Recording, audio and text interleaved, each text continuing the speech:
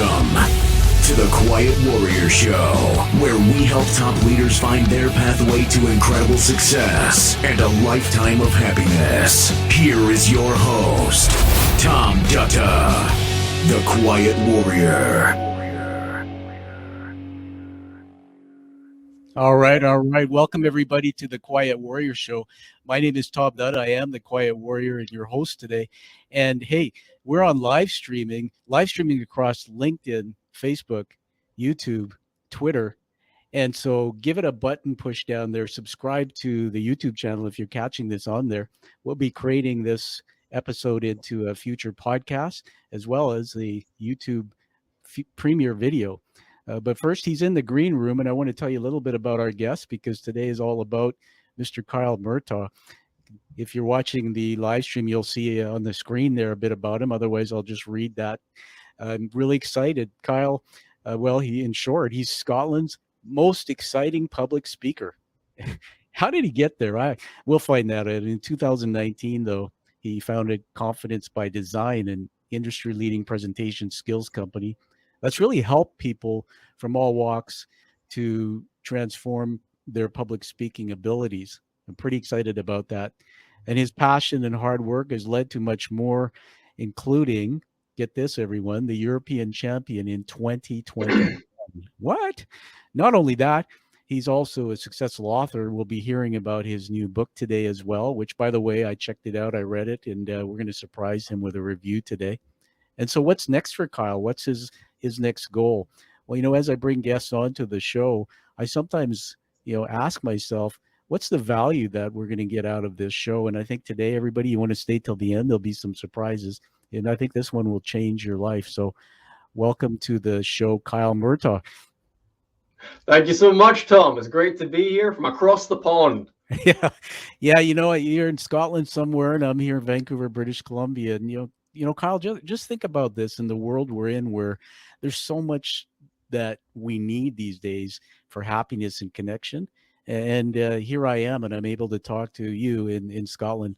In fact, are you ready for this? I want to coin the phrase, maybe Kyle will be Canada's most exciting Scottish podcast speaker.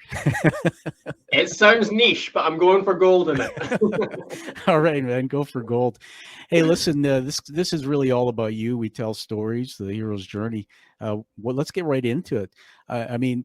Scotland's most exciting speaker. Okay, great, but obviously, somebody told me the other day, your mother's number one job is to pop you out. You're on your own. Take us back to the beginning. I mean, tell us a bit about the lead up to having that inspiring thought that you want to be a speaker. Absolutely. I probably started off as Scotland's quietest public speaker. That's probably where I began because I literally had no confidence at all. In high school, I was extremely quiet. I wasn't very good at academics at all. And I was struggling. I was just struggling in every aspect of my life. And what I actually did was I hopped onto YouTube and started looking for some inspiration there. And that's when I saw the first public speaking I'd ever seen, first proper public speaking. I started watching videos of guys like Les Brown, for example, and seeing someone be interesting and compelling when they spoke really did resonate with me a lot. It didn't inspire me to go and speak, but it inspired me to change my life a little bit and start, taking ownership for the situation I was in and try to turn things around. So I think that's where the initial seed was planted for speaking. And it wasn't until a lot later on, several years later, that I actually stood up and did it for the first time myself. But that's where it really began, I think, Tom. Seeing speakers online planted the seed for me. Well, that's pretty amazing. And, you'll get to know my dark sense of humor a little bit. Everybody, Kyle said, I hopped on YouTube. Here in Canada, we watch YouTube. I can visualize you actually hopping on YouTube. Pretty amazing. Les Brown, there's a lot of people who are thought leaders out there. And you touched my heart on that comment because I've followed him and seen some of his work. His own journey in getting past himself was incredible. Yeah. I want to honor you, first of all, and everybody, it's a teaching moment. You started by being vulnerable and telling us about not being that great in school and some personal challenges. let's park for a minute there and go deeper. What was going on with all of that and being shy? Tell me more. Yeah. I just didn't have a sense of what I wanted to do with my life, and everyone around me seemed to have themselves a little bit more together. They were doing well in their school grades, and I wasn't, and I didn't know why. And I figured out a lot later on that I was actually dyslexic. So I was starting Ah, to be labeled as stupid and things like that. And then, as you probably know, Tom, and everyone probably knows, that that doesn't just stay in the classroom, that goes outside of school as well. So I wasn't treated the kindest by my peers, put it that way. So all of that stuff weighed down on my confidence, and just having no sense of my identity as well really did bother me. And I always had, for some reason, like a sense that I was meant to do something with my life. But I just didn't know what that was. And when there's that disconnect, it eats away at your self-esteem. So that's what was going on. That was the essence of the pain. And I had to take some small steps to eventually get myself out of that pain and on the right path, which I did over several years. yeah. Well, thanks for sharing that. I mean, everybody, we've learned something new here, dyslexia. We'll talk about that a little bit more too later in the show, because I have a very interesting observation about it through friendships, and I've learned some things about myself. So thank you for doing that. And if people know anything about dyslexia, becoming Scotland's most exciting speaker and doing what you're doing, man, uh, you're a very talented man. Uh, Before we move forward in the story, just tell us a little bit about your childhood. So your parents, you're raised by obviously a mom and dad. Uh, uh, when did you leave home? Just anything you can tell us about that to get us a Yeah. picture. Yeah, absolutely. I'm a single child. I do have a sister, but she never lived with us, unfortunately. And my dad, he often had to work offshore on oil rigs, so it was mostly me and my mom, to be honest with you. And most of the time growing up, and my mom's great. My mom is super supportive. She's always been in my corner the entire way. And I think she was really pleased when I left at 18 years old. To have a bit of her life back, I think. So I left when I was 18, and I decided I was going to go and study psychology at a university in Glasgow, which is sort of in central Scotland for those in Canada. And that was a great move for me because it was a new environment, new place, and I learned a lot about myself over those 4 years. And one of the key things I learned, Tom, was that even though I was studying psychology, I didn't want to be a psychologist. And that's what made me start to look at different things. And that's when I initially found public speaking. I Inter- I just want to riff on that for a minute. hmm. What was it about psychology? And by the way, you're not judging me right now, are you? what, No, no, no. what was it about that field that your brain said, yeah, I don't know if that's for me? Do you remember? I think, I mean, I enjoyed some of the content, some of the other stuff I didn't enjoy so much. It was learning, why babies chew their thumbs, and that just didn't Yeah. inspire me too much. But it was also, I understood once I went into the degree that if you actually wanted to become a fully fledged psychologist, you had to do an extra 4 years on top of studying. So that's 8 years in total. And I already told you I'm not very good at academics, so I'm not doing any more than I need to here. So that was probably the main motivation for seeking another path. Oh, thank you for sharing that. And so now we're sort of at that point in the interview, everybody, where they say, especially in some of the work I've done with the hero's journey narrative, which really my show is based on the Joseph Campbell's research, that we're all connected by a thread. And they say that human beings get to a point in their life, Kyle, where they hear this call to adventure, to go seeking and discovering. And a lot of times it happens, in my own discovery started usually when there's some pain in life. And so I would just characterize your story as classic hero's journey. There you are, challenged, quiet, shy, maybe not treated as well in school, frustrated a little bit with the learning side. And you discovered through YouTube and Les Brown and things that there's this thing I want to do, speaking. So let's get into that. Once you decided on that, what did you do? Yeah, so it was in my final year at university. And by that point, I was realizing I better figure this out because I'm about to graduate, and then what? So I just started trying a bunch of different things, Tom, bunch of different jobs, bunch of different activities. And one of those things was going along to a speakers club, which is a bit like Toastmasters. Perhaps your audience know that organization well. Yeah. And what they do at these clubs is basically a group of people meeting up, practicing their public speaking outside of their work environment.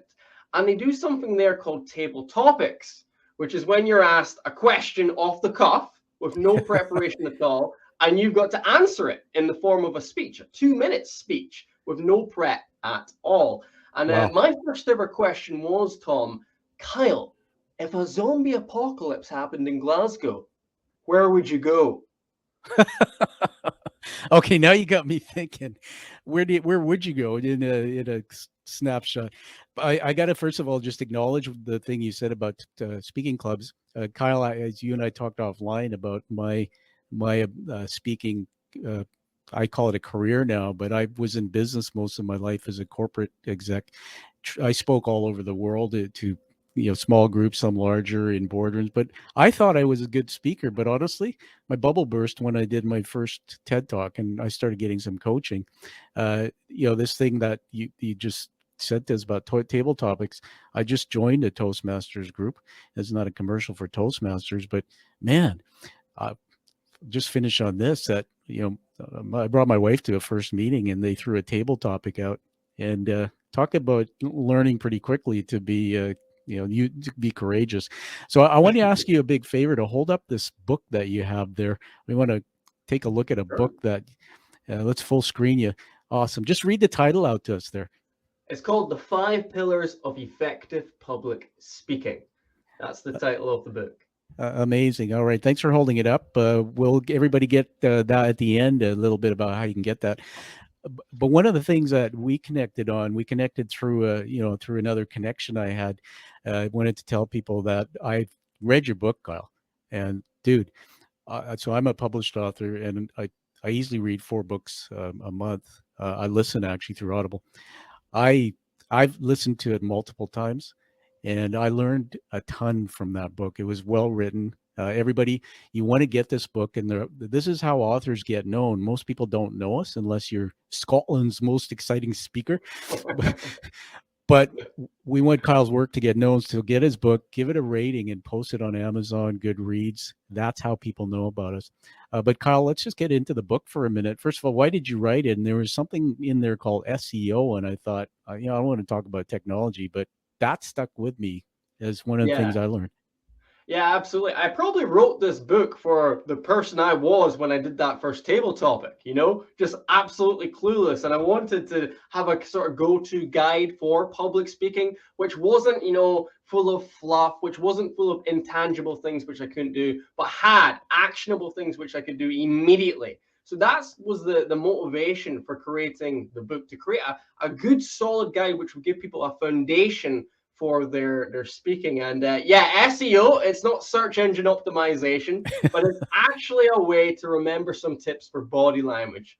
And we can go through it now if you like. I love that, because I want to give the audience a gift here with that. Yeah, absolutely. So SEO stands for smile, eye contact, and open. So we know that a smile is great in public speaking. We know a smile can build a rapport with the audience. But Tom, let me ask you, what do you think is the key reason we want to smile in our presentation? To show off our nice white teeth. I don't know. First of all, connect emotionally and develop that trust rapport with the audience. I don't know. You tell me. Because it shows that we want to be there. It shows that we want to be there. I mean, how many times do we see people present with a blank face, who they'd rather get hit by a bus than be in the room with you, and it doesn't make you feel good as an audience. Okay, you got me going here. I'm sorry, I riff in my head, and you'll notice I jump around just the 3-dimensional brain I have. I want to honor you. I want to share something with you that in British Columbia here, we've just gone through some incredible life events with weather, something we've never seen before. And a part of our province was destroyed by these, what they call atmospheric rivers, which we've never heard about before. Just incredible rain. Anyway, there's one of the ministers in our government. They do an update every week on YouTube. And so this fella, I just wanted, because you're teaching us here, I got to tell you, Kyle, when he first came on to do the updates, from the government. I didn't like him. So he first of all, he shows up and he's got his head down. He has his mask on. He takes it off. He's got wrinkles on his brow, and he'll fix his glasses, and then he's standing there stern faced. And so this to me, from what you said, I started thinking about that. If I'm coming up to do an update for a province where people are in a state of emergency, I might want to, show that I want to be there. So carry on. SEO, we talked about the smile. Yeah. What else? Absolutely. And of course, a smile, it's situational. So in that situation, probably not best to be, smiling from ear to ear about the chaos happening in the country. But maybe the eye contact, right? Some expression on the face instead of being firm all the time, and maybe a bit of moisturizer could help with that as well. But a smile really can go a long way and shows you want to be in the room. E, of course, is all about eye contact. Eye contact, it builds that trust. The question is, how long should you hold eye contact for? Because you don't want to be the person holding too much eye contact and scaring everyone away, but you don't want to be the person who is not even engaging the room either. So it's getting that right amount, which tends to be 2 to 3 seconds. That's enough time to show an audience member that you are truly seeing them, you're engaging with them, before you can move on to the next person and do the same. If you're in a physical room, of course. If it's online, it's all about making friends with a lens, with the eyes, of course. There. Yeah, no, thank you. More teaching moments and gifts, everybody. By the way, somebody told me in Scotland, moisturizer is the foam off the Guinness. You just rub it on your forehead. I don't know if that's true or not. Yeah, I didn't want to say that, but that could work too. That could work too. So SEO, what was the O for? The O is for open body language, because what we tend to do when we get nervous, when we get anxious, is we minimize. We make ourselves as small as possible. It starts with our feet. They get really narrow. Then our head tucks in. Even our hands come across the midsection. We're protecting ourselves because we feel under threat. And often we don't even realize we're doing this. But what it communicates subconsciously to your audience, Tom, is that you are unsure of yourself.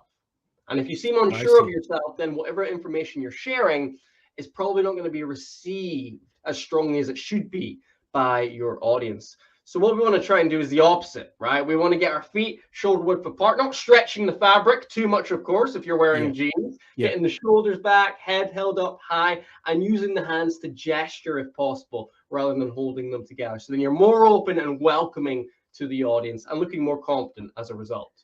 Yeah, it's brilliant. Thank you. So SEO, and as I said, that book, it stuck with me. And I remember just right after I listened to that part, literally going and finding my stance and getting that down, right? And making that.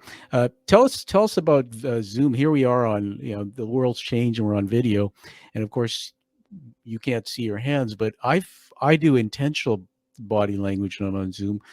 How do you adapt in SEO when you're on something like this platform? Yeah, well, obviously half your body has been cut off, right? No one knows what's going on with your feet, which has its benefits, of course. I've done a few presentations barefoot. I will admit it. But of course, what we need to think mostly about here, and this is the key thing, is making eye contact with a lens. It is amazing to me, astonishing, that so many people are still looking at their screen, like I am now, instead of their camera. Because as soon as I look at my screen, it creates a real disconnect for my audience. I'm not looking at you anymore. I'm looking at myself. I need to be looking into the lens, so I'm looking into the eyes of my virtual audience. And you've also got to be aware of your square, of your frame, and how far, if your gestures go too far, that's not any use. They've got to be in the frame. So you've got to know the limits. And that's just going to come from practice and feeling the environment that you are in, of course. And if I could say one more thing, I would say keep this window that you're in as active as you possibly can, because the more still and stagnant it becomes, the less engaging it will be for the audience. So try and keep it active with your gestures, with your body language, with your passion and enthusiasm. Yeah, I have to acknowledge, I know you know this, but your eye contact is brilliant. That's the thing that especially when I'm doing podcasting or interviews, not everybody's setup has the camera at the right level, but a little bit of practice and adjustment, you can get it there. Let's talk about, I really want to hear about tone of voice, because one thing that I hear you do really well, and everybody, when you get Kyle's book, and if you listen to the audiobook, is you have a very good way of making your voice sound not monotone or boring, which quite frankly is how I have spoken most of my life until I learned about this. Tell us a bit about that, because honestly, I think it's a point of fear for a lot of people, because we sound the way we sound. So what are you talking about? Now I got to learn to speak all over. Tell us a bit about that. Yeah, well, the crazy thing is you don't have to learn to speak all over again. You really don't, Ah, because the reality is in a normal conversation, let's say with your friends, when you're having a good time, your tonality, your voice is varying all the time because you're having fun and you're not even thinking about it. But it's when you stand up on a stage, that's when things get a little bit scary. That's when you doubt yourself. And that's when you seem really stiff and monotone with your voice, like I am right now. So it's more about being relaxed when you are up there. But it can be helpful still to know the techniques and then begin to deliberately implement them when you're speaking. So I'm going to give you another acronym to think about today, everyone. This one is called TTV, and that stands firstly for tonality. Tonality. And tonality is the way you say something. For example, Tom, do you have a wife? Do you have a girlfriend or a boyfriend? Have you yeah, got a partner? yeah. I got to make it clear. I have a wife. I don't have a girlfriend. Okay, yeah, definitely make that clear. Definitely make that clear. Has your wife ever said to you, when you've asked her how you doing, has she ever said to you, "I'm fine, Tom"? Has she ever Yes. said it like that? Yeah. Yeah. Absolutely. Does she say it every day? Huh? Does she Does say she? it every day? Does she? She tends to respond that way, very short to the point. Or I'll say, "How's your day going?" And it's, or "How was your day?" And it was fine.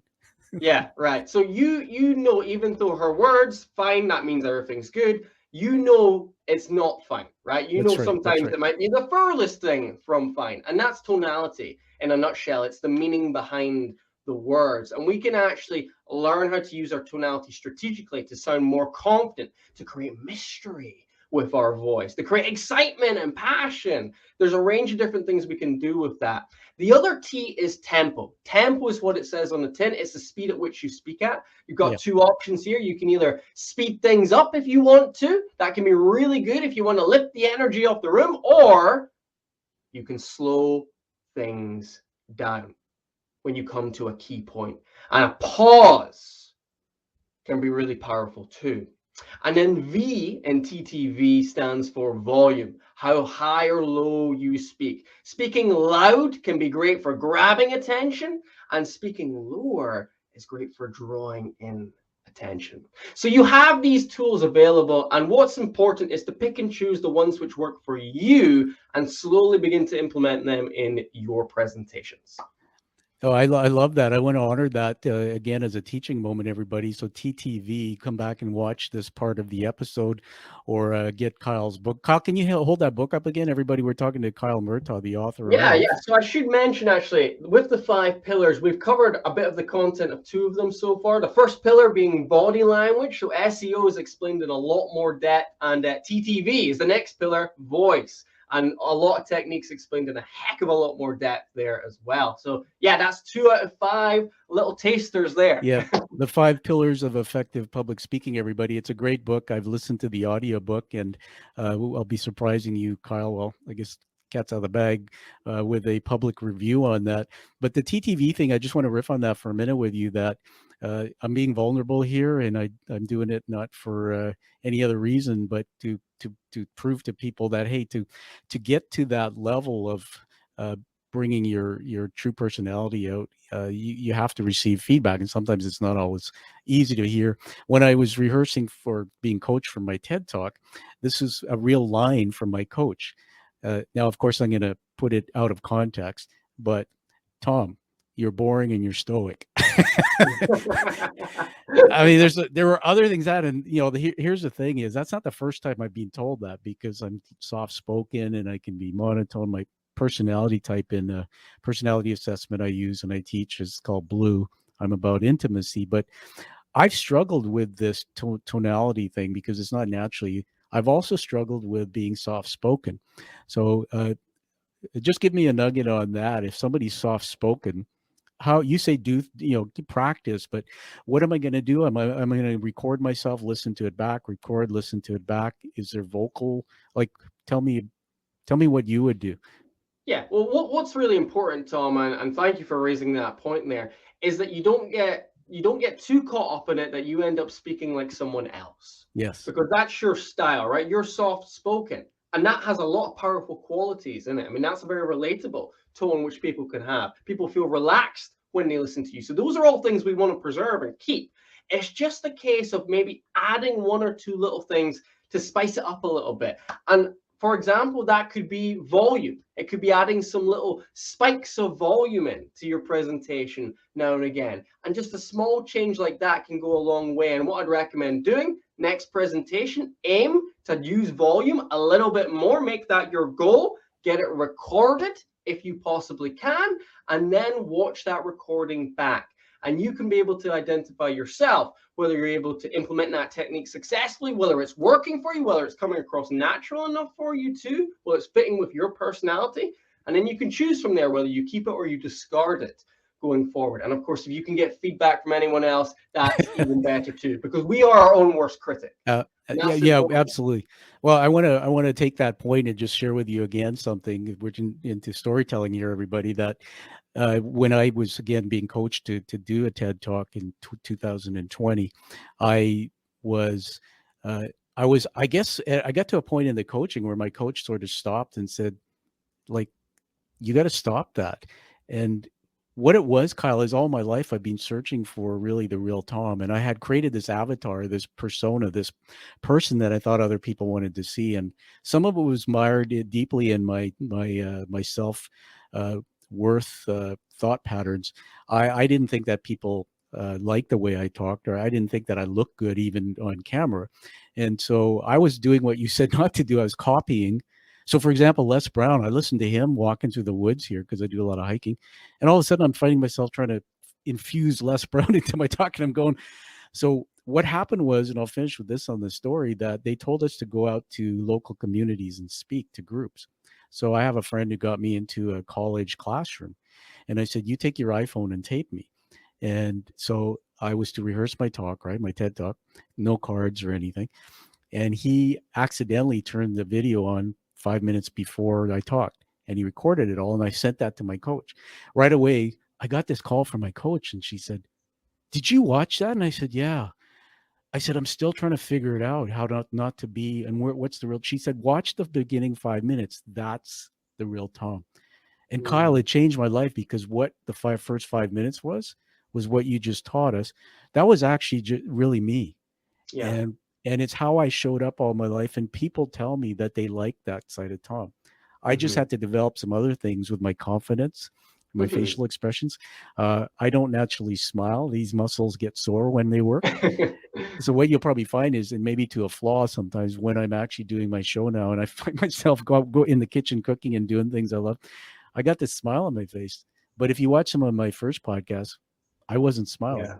So I love you, man, and I love your story for teaching us that you've got to practice. I want to ask you another question, and then we'll move back in the story a bit. I want to talk about dyslexia with you, and that is, all right, you are Scotland's most exciting speaker. Congratulations on the 2021 European.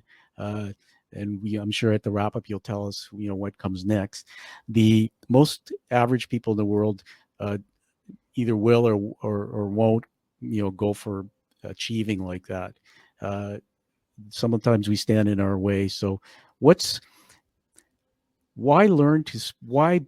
read your book? Why learn to develop your speaking? Why? And I read something in your book that just stopped me, and I've been telling my corporate buddies about it.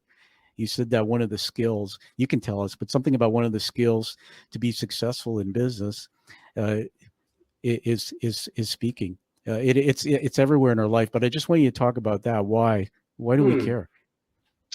Well, I think we should all care about public speaking presentation skills, because it's the hardest form of communication, one of the hardest forms of communication, at least.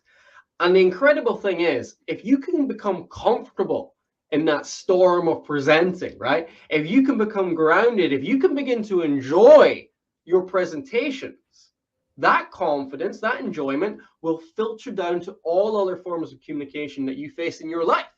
Whether it be sitting at the family table this Christmas, or whether it be in a meeting, in a sales meeting, networking, interviews, all of these things become a lot easier when you become a comfortable public speaker.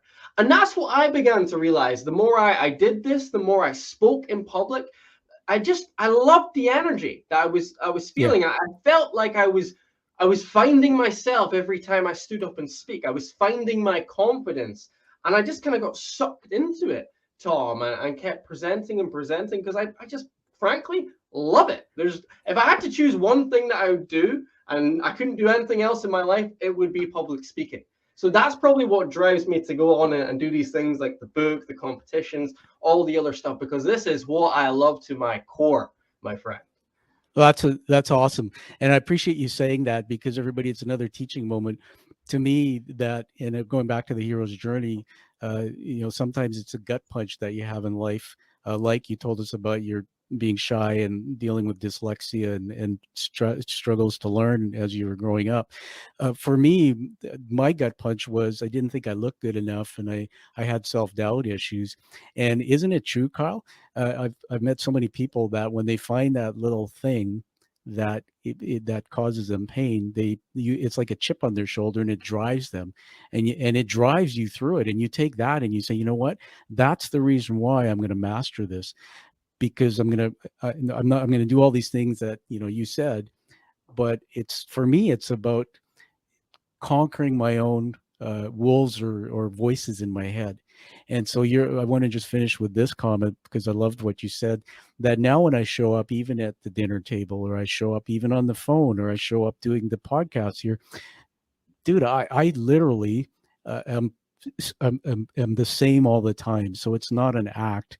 And I guess before I want to get back into the dyslexia conversation, I just thought about that now.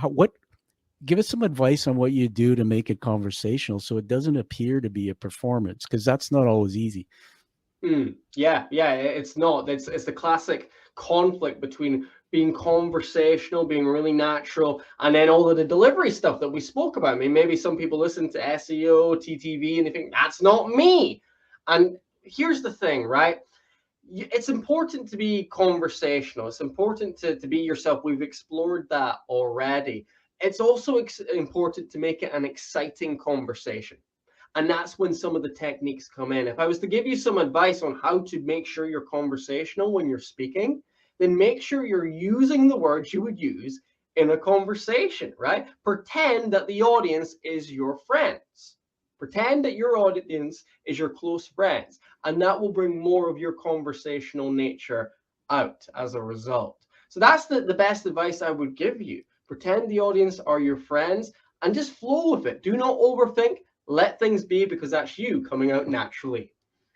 That's a great. Everybody, come back and listen to that teaching moment here. Pretend your audience are your friends. We can use that skill at Christmas when our in-laws come over too. That might help us deal with some of that stress that comes this time of year. But pretend your audience are your friends, and I'll just finish on this again on that. That one of the hardest things for me was, after speaking the way I did all my life, it was trying to make some adjustments to be better, but trying to stay conversational. And when I started recording and watching back, that really was the fix for me, because I started observing and seeing.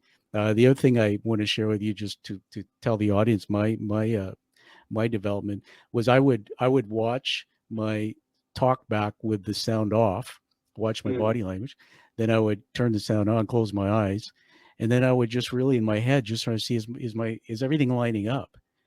If I'm saying yes and my head's doing this, but we don't catch that unless we do either have a coach or self tape ourselves. Absolutely. If I could add one more thing into that, and that's great. You watch yourself back, see if there's incongruencies. It really is important there as well. But also a good marker to know whether you're being conversational enough is ask yourself, if I was delivering this presentation to my parents, to the people that I used to go to school with, right, to people at work, would it be different? As in, would I still be comfortable delivering this presentation to them? Because if the answer is no, because you think you look silly in front of those other people, it probably means you're being too much in terms of the drama, the dramatics, being over the top. So make sure that it's a presentation you'd be comfortable delivering to anyone. That's when you'll be conversational enough. Well, I appreciate that, and it's a good thing you clarify that. Sometimes we, as teachers, and I teach as well, or coach, we use words, language, and you say conversational, and I want you to picture somebody has a sign on their head. It's flashing, "I'm confused." And so you draw a picture for me. What does conversational mean? And you did a great job. So thank you. I I want to surprise you here because I didn't tell you about this, but I have a cameo, a guest who's going to come on for just a few minutes to meet you, and Great. and I'll explain when I bring her on. I'll introduce her why we're meeting, and we're just going to riff for a couple minutes. Don't worry, it's not your in-laws or anybody like that. So let me just bring them on. Hopefully they can unmute their mics as they're coming on the screen there. All right, there we have. Welcome, Sue. Hi, Tom. Oh, am I You're in the you're shot? Yep, you're good. Everybody, Excellent. Well, Kyle, I want to introduce you to Sue Blythe Hall. Sue Hall and I have known each other for some time. Sue, this is just a cameo. We caught you just for a few minutes here.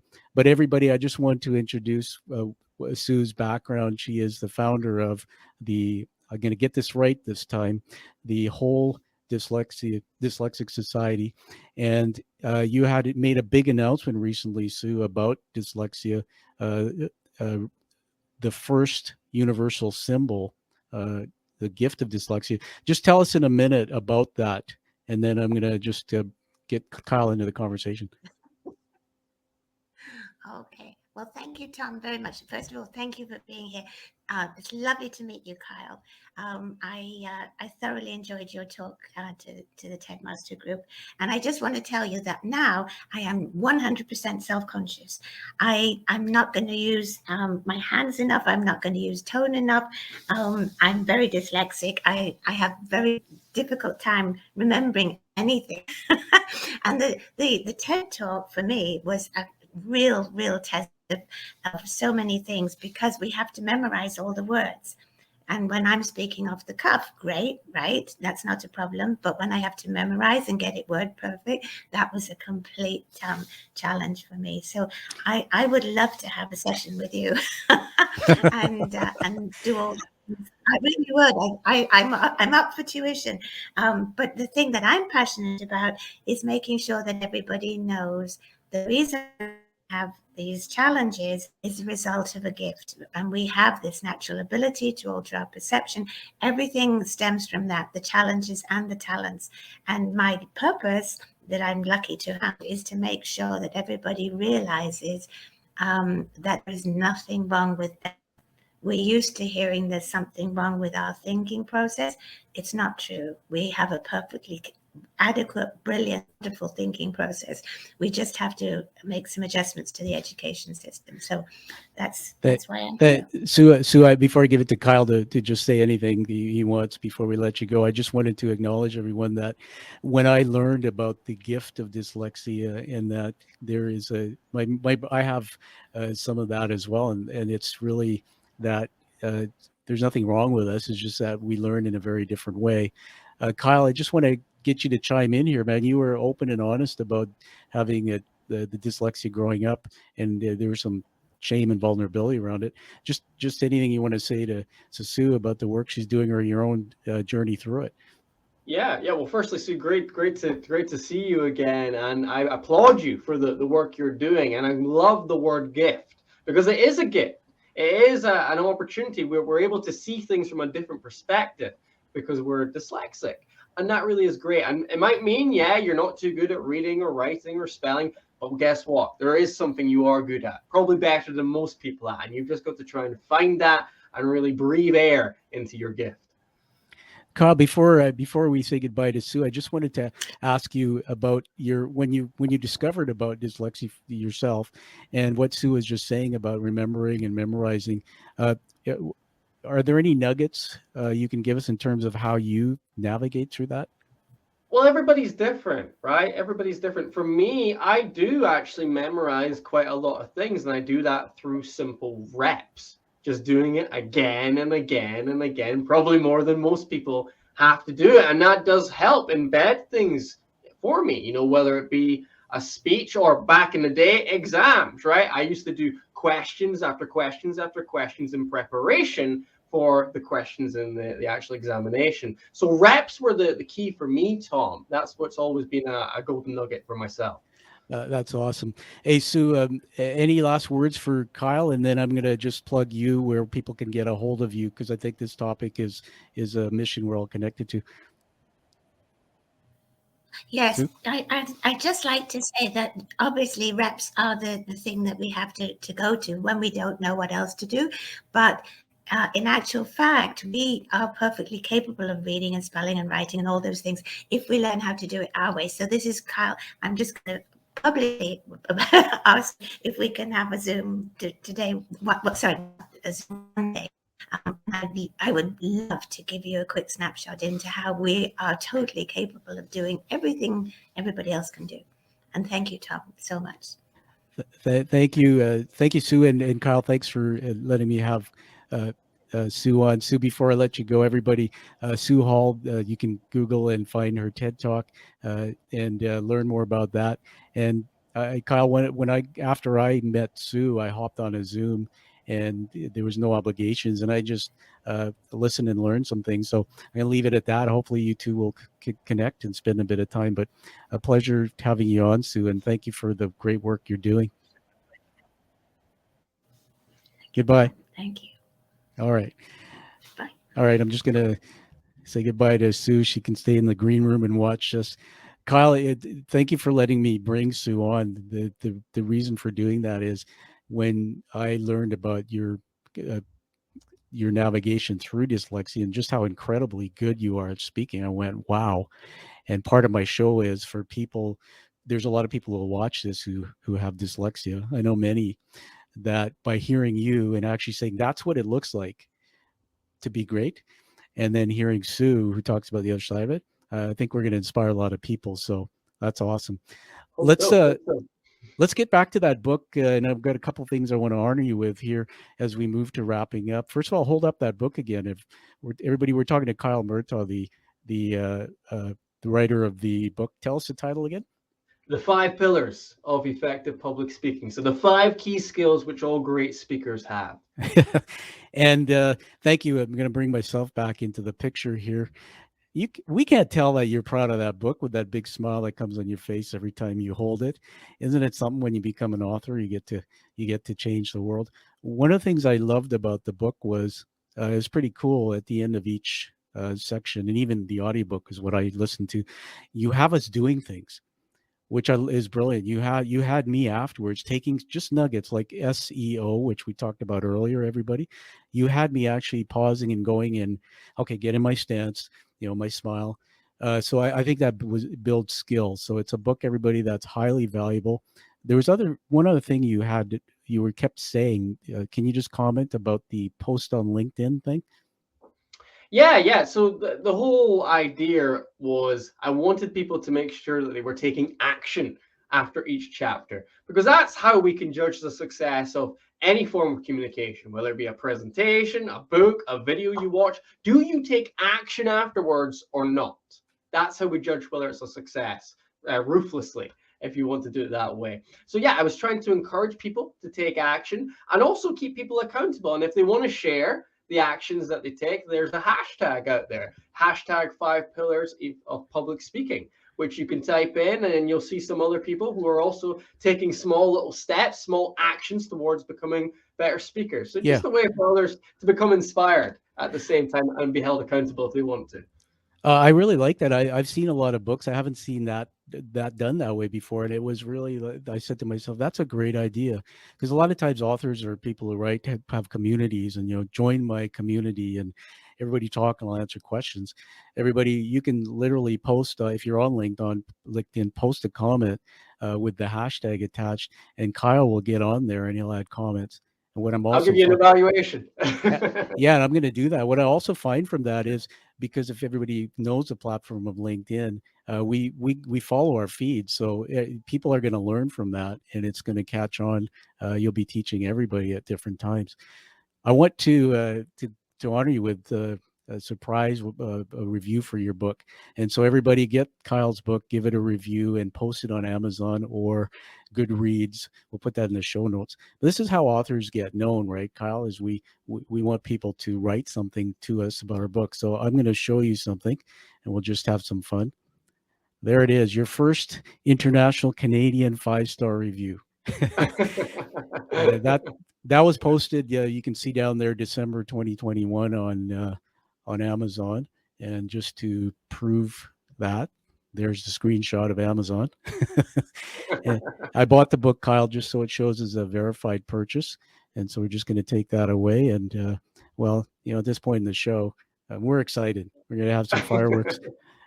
So congratulations. I mean, people can go and to Amazon, read my review, but I just love you, man, and what you're doing. And I hope everybody checks out that book. Yeah, well, let me firstly say, Tom, thank you so much for taking the time out to do that, to leave a review. You're absolutely right. Authors, that's really how our books gain momentum, by people leaving reviews, sharing what their honest opinions are. So I can't thank you enough for that. It's very kind of you. You're welcome. And so I was reading somewhere in your page, like, what's next? So what's that next thing for you? What's 2022? Is there something that we should expect to talk about? Yeah, in terms of public speaking, probably the biggest accolade people will be interested in will be becoming the world champion of Wow. public speaking. That's my goal. That's what I'm trying to accomplish. Last year, I made it to the semifinals, the last 28 out of about 30,000 competitors. This year, I'm wanting to go further and hopefully get the world title. It's a beautiful journey. It's been something I've been trying to do for about 5 years. Every year I've got a little bit closer, so hopefully I can make that final step this time. Well, listen, if there's anything we know, if you've worked through and understanding dyslexia and how to master that gift and gotten to where I see you are, I think you can do anything you want, man. You have such courage. I believe in you. I do want to know, though, after you achieve that, just how much the Scottish accent weighed on that, because then I'll start learning to speak a little like you. if that's a requirement, I'm never going to get up there unless I learn. You may not know this, but I was born in the UK on a military base. My father was in the British forces, and we have these little reel-to-reel tapes when we came to Canada, and I had a very thick English accent, and I'm just still trying to find that. So I can learn to speak like you if I have to. I want to honor you with one more thing before we wrap up here. Let you have the last word. I'm going to full screen myself to do this. There I am. Everybody, you'll see in the back of the screen there's this image of it's called a challenge coin. And Kyle, I'll bring you back on. The front of that is handcrafted and painted raised letters. That's the image of the show and its purpose. By receiving this award, you commit to staying with that purpose you've developed through your work, taking action and finding that life and you deserve, and teaching others to do the same. The back of it is actually the visual of the hero's journey narrative by Joseph Campbell, which is a big part of our lives and the threads we're connected.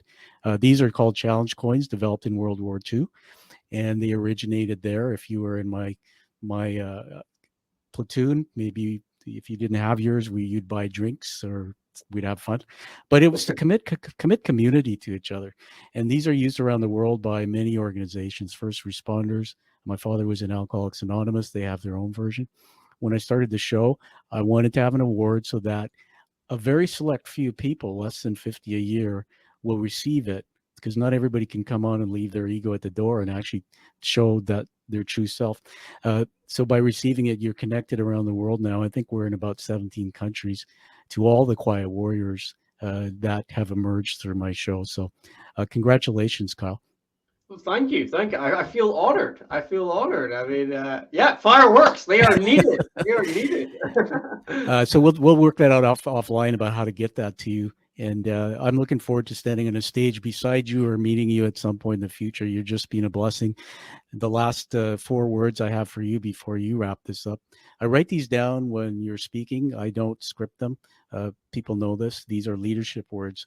The first one is courage. Man, you are courage. 2 is leader, and I find you a role model in that you keep it simple and I can follow you. 3 is fun.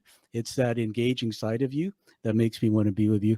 And the last one came out of the book Outliers, that by Malcolm Gladwell, and that's the word maven. And everybody, a maven is somebody who is in the world, and you say, if I want to know how to learn to be a better speaker, who do I go to? And Kyle, I see you as a maven. So congratulations. And last word to you. Tell us where to get a hold of your book, yourself, and the last words. Absolutely. If anyone is interested in learning a bit more about the book, it is available on Amazon, all Amazons, whether you're in Amazon Canada.com, UK, it's available on there, and you can get it in ebook, audiobook, or even paperback form if you are old school. And thank you so much for those kind words there, Tom. I would use very similar ones in describing yourself, my friend.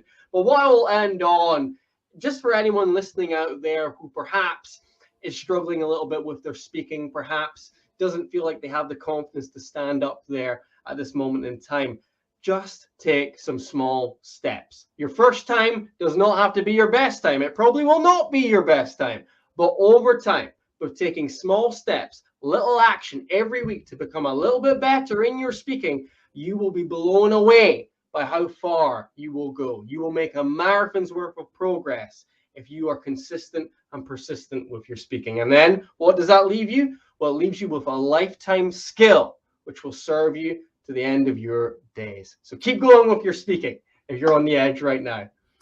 All right, that's fantastic. Thank you, Kyle, and we'll have you back again just to catch up, maybe in 2022. See where we're at. And everybody, the teaching moment and what Kyle just said, and I'll leave this with you, is that there are a few things I believe a thought leader needs to have, and thought leaders are storytellers. But everybody, no matter who you are, you have something worth sharing. You have something to help other people improve their lives, and by speaking and communicating, that's the gift that we have to do that. So check out Kyle Murtagh. Kyle, thanks again for being on the show, man. My pleasure. My pleasure. Wouldn't miss it for the world. All right. Everybody, find that true purpose and passion like you hear from Kyle. Keep moving forward and live the life that you deserve and desire. Thank you, Kyle.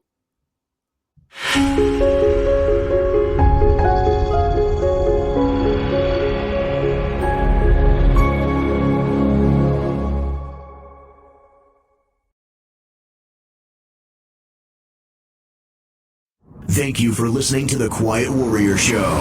Create is a motive-based leadership development firm. www.kreat.ca